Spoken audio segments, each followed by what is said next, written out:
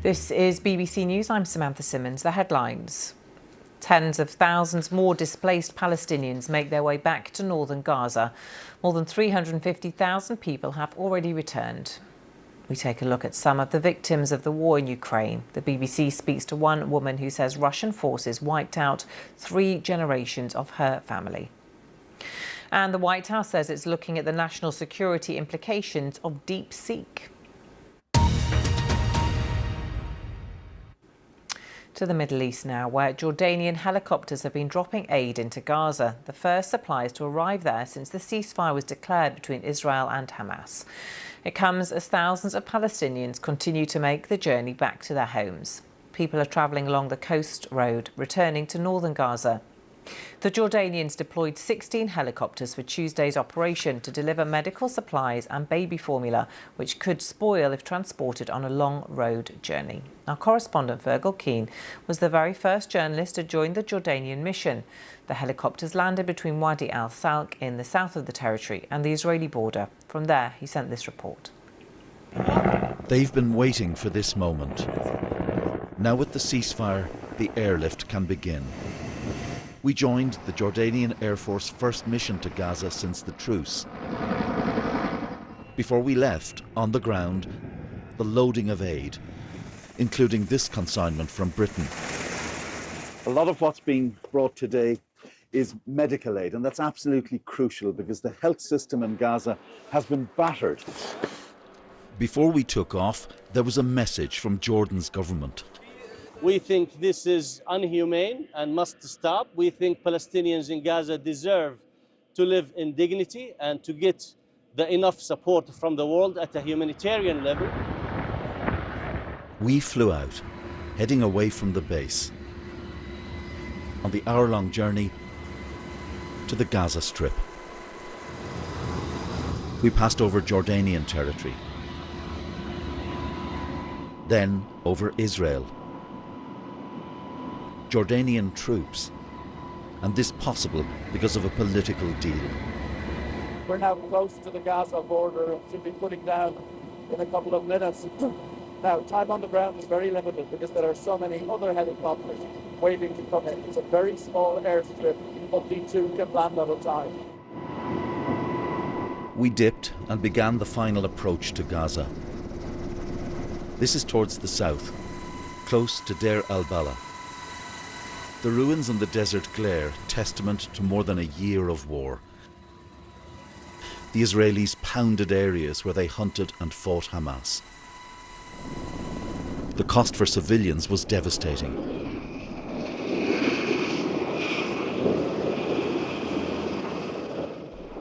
Touchdown, 2,000 feet inside the strip. Now, from the ground, looking across the fence, we could see the devastation of Gaza. And this just one small part of a broken place. This is the beginning of an air bridge into Gaza. There are 15 more choppers backed up, waiting to bring in badly needed aid. Across there, the ruins where tens of thousands of people took refuge. They're now in the middle of a ceasefire, hoping that it lasts so that this aid can get there. Aid delivered and more on the way. It was time to go.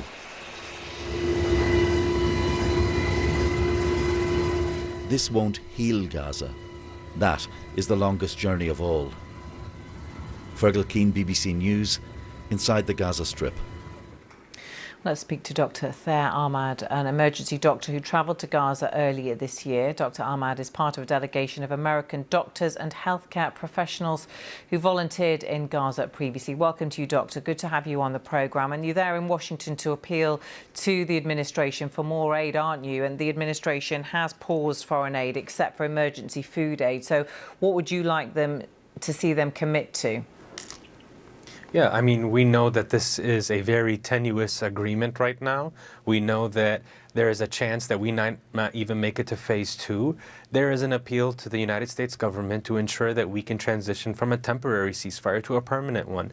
The scenes of hundreds of thousands of Palestinians on foot returning to their destroyed homes in the north show you that the scale of this problem is massive, and the United States needs to be leading this effort. We're meeting with congressmen, senators, we're meeting with the Trump administration, the State Department. We want to make sure that there is a resumption of aid that's going to critical and life-saving things. I mean, quite literally, if the United States decides to step up and support humanitarian aid efforts, open the border crossings, make sure that medical evacuations can leave the Gaza Strip, they are saving countless lives, and they are bringing stability to this region. If we get a resumption of Israeli airstrikes onto the Gaza Strip after this 5-week pause, it would not just be cruel, it would be devastating for the 2 million people who are hungry, who have been intentionally starved, and who are already suffering from over 15 months of devastating war. And so that's what we're looking for. We're looking for partners in D.C. We're looking for Secretary Rubio to extend the waiver to more things. We heard that there was an extension of this waiver to not just food, but to medicine and medical supplies very recently from the State Department. We want to see more efforts like that. We welcome that, and we're ready to push. I mean, we are people who are on the ground. This is eyewitness testimony. These are people who are impartial. We have no dog in the race other than wanting to see people who are suffering stop suffering. I mean, that is quite plainly all it is here. And so we know the United States plays a tremendous role in all of this. We know that it was the United States finally saying it's time for a ceasefire that finally got us to this point, and we want to see progression of that. That's so important at this point. And you have spent time on the ground in Gaza, haven't you? I'm not sure when you were last there, but perhaps you can tell us a little bit about what you did see and experience there. Yeah, I was at Nasser Hospital earlier in the year last year, and this was one of the major hospitals that had been surrounded by the Israeli military, had been raided and destroyed, and we are watching a healthcare system crumble. We are talking about kids who are coming in with fevers that we don't even have Tylenol or Motrin, paracetamol to give them to lower their fever. We are talking about water that is not clean and that is causing diarrheal illnesses to propagate throughout these refugee camps that have been set up inside of the Gaza Strip, these displacement camps. We interacted with healthcare workers who are now behind bars. Dr. Hussam Abu Safia, the most prominent of all of them, a pediatrician that is a hero in Gaza for serving his population, is now behind bars without charge, and his lawyer has not reached there. He's among 250 other doctors. So we watched hospitals not just get hit with bombs, but be deprived of antibiotics and medications. We watched people like doctors and nurses be targeted and be abducted. We watched people starve, quite literally starve. A famine broke out in the north of Gaza, and we had to watch as the food that was outside of the border, just merely miles away, rot instead of reaching people who were so hungry. We saw polio spread. I mean, these are things that we saw over 15 months, and I cannot tell you the countless stories, now not just myself, but the 100 doctors who are with me trying to advocate for the people in Gaza are saying. And we went at different times. We were at different hospitals. We were there from different backgrounds, different countries, different states in the United States. And all of us are saying very similar things. There's a consensus about the things that we saw on the ground. Yeah. And that's part of the reason that moved us to get there.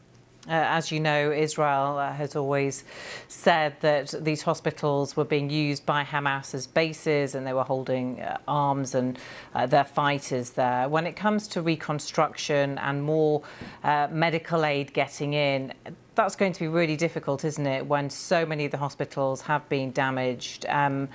Where do they even start when reconstruction is going to take so many months? Yeah, I mean, that's an excellent point. First, I'd say, again, all of the international healthcare workers that entered into the Gaza Strip over the last 15 months, there is a massive consensus that is not what they saw whatsoever. None of these hospitals were being used to stage military operations. None of these doctors saw any militants in these hospitals. They saw nothing of the sort. Quite literally, they saw the opposite. They saw children in these hospitals who were staying there seeking refuge. And as you mentioned, these hospitals crumbled down.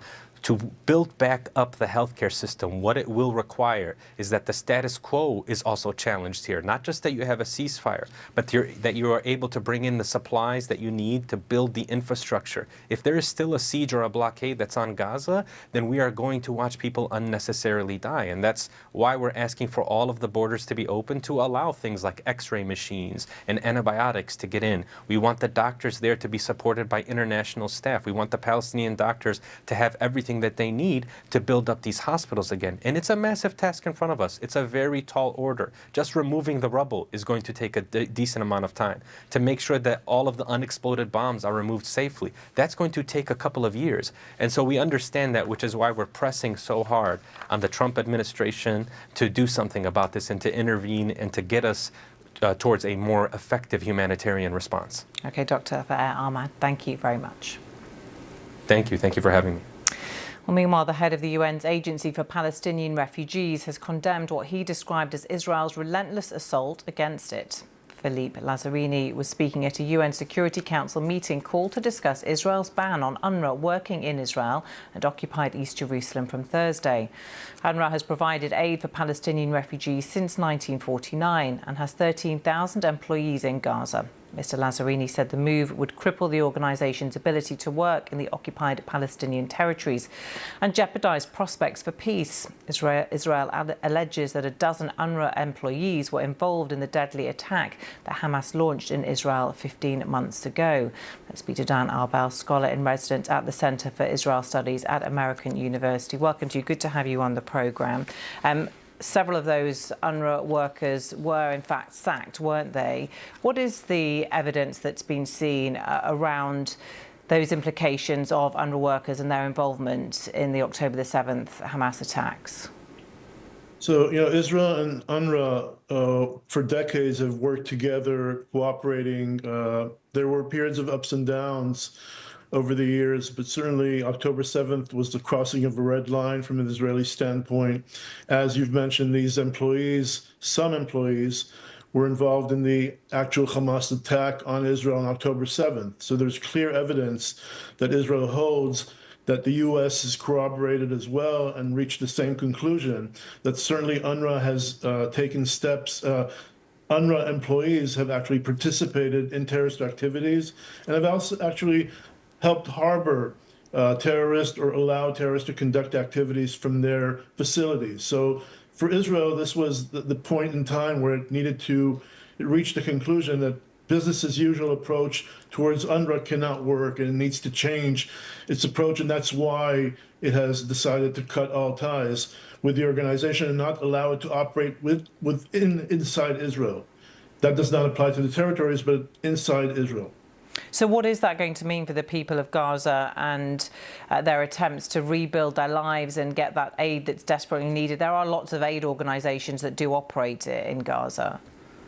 Certainly, this is doesn't help the people of Gaza, unfortunately, but there are underway efforts by the United States and Israel to look for alternative ways or alternative groups and organizations that can take over UNRWA's assignments and mission and can help the people of Gaza. Certainly the devastation, destruction, deaths that were described by the previous speakers need to be addressed. This is a process which will take many, many years to complete rehabilitation, reconstruction, and therefore there needs to be an alternative found for UNRWA's operations. At this point, I think UNRWA will continue to operate until a different solution is reached, which is acceptable for the U.S., Israel, and the UN. And what would that solution, do you think, look like? It's relying on UNRWA infrastructure, on the facilities it has, on some of the employees it has, but it will require a code of conduct and a commitment by whoever takes over that its employees cannot engage in terrorist activities and would be devoted solely to the mission of humanitarian aid to help the people of Gaza. I suppose the difficulty is at the moment, we don't know what the future of Gaza is going to look like, but Hamas has controlled that territory for many years. They are the elected government. So perhaps some would say, well, if they are the government and people work for the government and they work for UNRWA, that there is a huge conflict there. So it's going to be possibly difficult moving forward when so many people were employed by UNRWA. So first of all, they're not the elected government. They took over forcefully control of the Gaza Strip in 2007, ousting the Palestinian Authority, which legally controlled the Gaza Strip. So they were not elected in any way to govern over the affairs of Gaza. But putting that point aside, certainly this is not going to be an easy process, and we're just underway with this very sensitive, very delicate ceasefire, which was just achieved just a couple of weeks ago. This process of hostage release and Israeli withdrawal and other aspects that need to be addressed. And this will be taking place over a period of time, over the next few weeks and months. And once that process is over, we can really start looking in a serious and thorough way at actually beginning the reconstruction and rehabilitation efforts with the main point that the U.S. and Israel are making is that Hamas needs to be removed from the equation. Hamas can no longer be the controlling power in the Gaza Strip. And in this sense, Israel, I think, made the wrong move by not making sure to prepare a day after plan, which will allow the replacement of Hamas and bringing a different Palestinian entity into effect and governing over the affairs of Gaza. Dan Arbel, thank you very much for being with us. Thank you. Have a good evening. Russia's army says its forces have captured a large village in Ukraine's eastern Kharkiv region. Dvorichna has now changed hands 3 times during the conflict. The Russian military continues to make advances in eastern Ukraine. Our senior international correspondent Orla Guerin met a woman who lost her mother, daughter and grandson on the same day in November. Here's her story. Russia's war has taken almost everything from Yulia Tarasevich. Her mother, her daughter, her grandson, Adam. My little kitten, she says. All 3 were here at home last November, where they should have been safe. Then Russia attacked. Just at that moment, a bomb fell. It flew into the house and exploded, right there. So in one moment, we lost almost the whole family. I lost my mother, my daughter, and grandson in 1 second. Now, I don't know how to live. I can't see the point in living.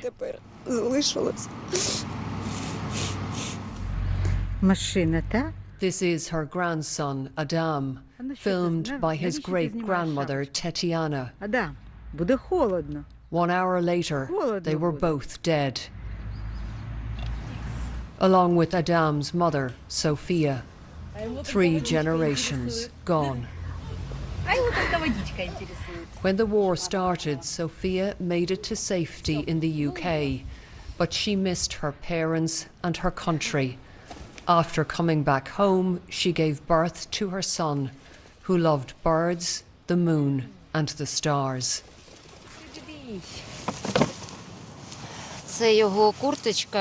Yulia shows me Adam's red coat, which was found under the rubble, torn by shrapnel. It's something she and Adam's grandfather, Serhiy, can touch and hold. All they have left of him, along with one of his favourite toys, now a family treasure. After the bombing, they spent days searching through the ruins.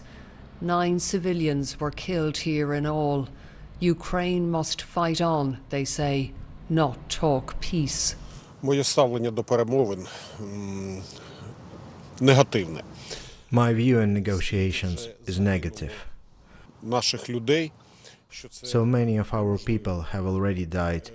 That is no longer possible. на нашій території. If the enemy is on our territory, the only contact we can have with them is combat. З нашої території. Back at the cemetery, we meet Hannah, a cousin of the family. She's a volunteer who brings supplies to the army. That kept her away from Sophia and Adam. I saw them very seldom, and it's a big pain for me. And I thought that after the war, I will do what I want, and I will spend a lot of time with people whom I love. But I want. Yulia and Serhiy come here often to feel close to those they lost. They know life goes on elsewhere, but they ask the world to remember that there is still a war in Ukraine and that Russia is still killing civilians. Orla Guerin, BBC News, Zaporizhia. The US Navy has reportedly banned the use of the Chinese AI tool DeepSeek, citing security and ethical concerns. The app's Chinese origin has raised concerns in the West over the data it collects and how it answers geopolitical questions. This comes as US technology shares studied on Tuesday after a massive sell-off the day before, caused by DeepSeek's rapid rise. It offers a cheaper alternative to US rivals, a development that could propel China forward in the so-called AI race. Well, for more now, I'm joined by New York Times correspondent Mike Isaac, who covers tech companies in Silicon Valley. Mike, good to have you on the programme. So US technologies have studied after that deep hit that they took. I mean, it was pretty huge, wasn't it? What's your take on what's happened there over the past 24 hours? Yeah, it was wild. I want to say NVIDIA, which provides most of the chips required to do this type of AI computations, they took, I think, the single largest dive in stock price in history for any company. It's been crazy. I think the market has been trying to figure out things here. What is that exactly this means? The fact that this company, essentially a smaller Chinese startup, can create these huge advances in AI that are just as on parity with companies like Meta or OpenAI or Google, but for a fraction of the price. And I think it really, for Wall Street at least, reset the amount of money, the expectations around how much money these companies in Silicon Valley are spending, or how much they need to spend to create some of these breakthroughs. So it's been pretty chaotic. Yeah, what do you think the view is in Silicon Valley? Are they worried? Could they perhaps even stand to benefit from DeepSeek's emergence and its tech? I think it's a little bit of both. You know, there's companies like Meta have spun up, I was just talking to some sources today, they've spun up crash little war rooms to break apart and reverse engineer DeepSeek's algorithms to see if they can learn things and incorporate them into their tech. Companies like OpenAI, which has raised, tens of billions of dollars at this point, they have a lot at stake here and may end up, being in real trouble if the what's called open source approach to software, where anyone can use these algorithms, ends up winning out. It could really make it harder for OpenAI. And then companies like Meta, which is also using open source, this might benefit them in the long run because this type of software from DeepSeek can help them improve Meta's own software. So it's a real range of reactions right now. And I think that's why you're seeing the market steady out today. Donald Trump has called this a wake-up call, hasn't he? As a tech journalist, are you surprised by its sudden appearance? Yeah, I've done this for 15 years or so, reporting on tech, and it's a great job and a great industry because everything can change on a dime any given day. And so it was only 2 years ago when ChatGPT burst onto the scene and changed everything as far as people using AI in their everyday lives, or at least showed us the possibility. And tomorrow could bring something entirely different. So I think these breakthroughs are really important and they're monumental, but I do think it also speeds up how often they start to happen as the technology progresses. Okay, really interesting to get your take on this. It's going to run this story, isn't it? Mike Isaac, thank you very much. Thank you for having me. Let's return to our breaking news coming into us from India now. And this is the news that people have feared to have been hurt following a crush. This is at a huge Hindu religious festival in northern India. There is speculation, there are thoughts that some have been seriously injured, but that hasn't been confirmed yet. One official has said some people have been injured, but does add that no one is in a serious condition. So unclear information coming out. Just at the moment, officials say up to 100 million people are expected to attend the bathing day. This is at the Kumbh Mela, one of the world's world's largest religious festivals. We have got a team of reporters on the ground there trying to find out the latest from there, but officials, we understand, are now making announcements on loudspeakers asking people to step away from the banks after they take a holy dip in the rivers. And there is a large number of police and National Disaster Response Force officials near the confluence, and they are constantly urging people to keep on moving. The Kumbh Mela festival is in India's Prayagraj city. Millions have been heading through to Sangam. This is the confluence of sacred rivers in the city. It's held every 12 years. The Kumbh is often called the world's largest gathering of humanity, and Wednesday is the biggest day of the festival.